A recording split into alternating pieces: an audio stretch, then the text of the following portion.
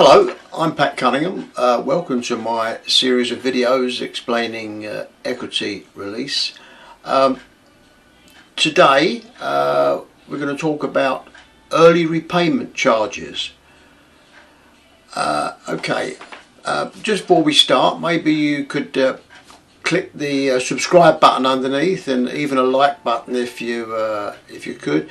That way it will build up the channel with YouTube and hopefully send it out to more people so we can get this message out to people and explain this very serious concept to them. So that would be great if you could do that. So early repayment charges, like all conventional mortgages which have ERCs or early repayment charges, lifetime mortgages have them exactly the same. So there are penalties if you want to pay it off early, because of course they're designed to run for the term. In fact, most of them do run for the whole term, so they're not really designed as an early repayment, although of course it's always an option. There's nothing to stop you repaying, but you must be warned that there can be charges.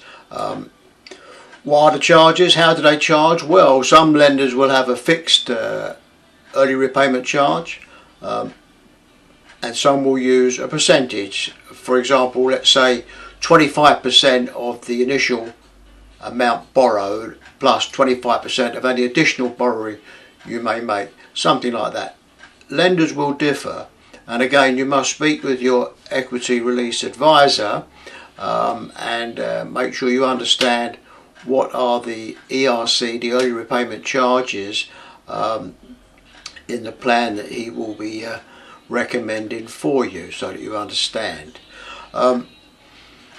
There are cases where these ERCs can be waived in the event, for example, that in a joint application, as it were, one of the partners dies or goes into long-term care, then if the mortgage is repaid within 3 years of that time, then most lenders will waive any early repayment charges. So one of the partners might die, there might be an insurance or whatever it might be, or you get some sort of windfall. There is a chance of that being waived then.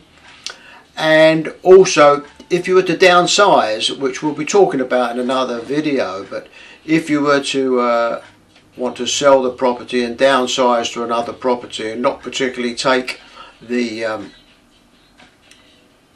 lifetime mortgage with you, then there could well be, most of the lenders would waive the charge then. So there are opportunities to waive those charges.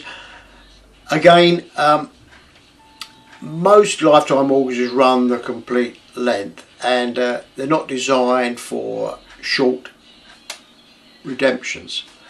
So if it is your intention to redeem the mortgage relatively early, then I suggest you might reconsider whether you take on this lifetime mortgage at all.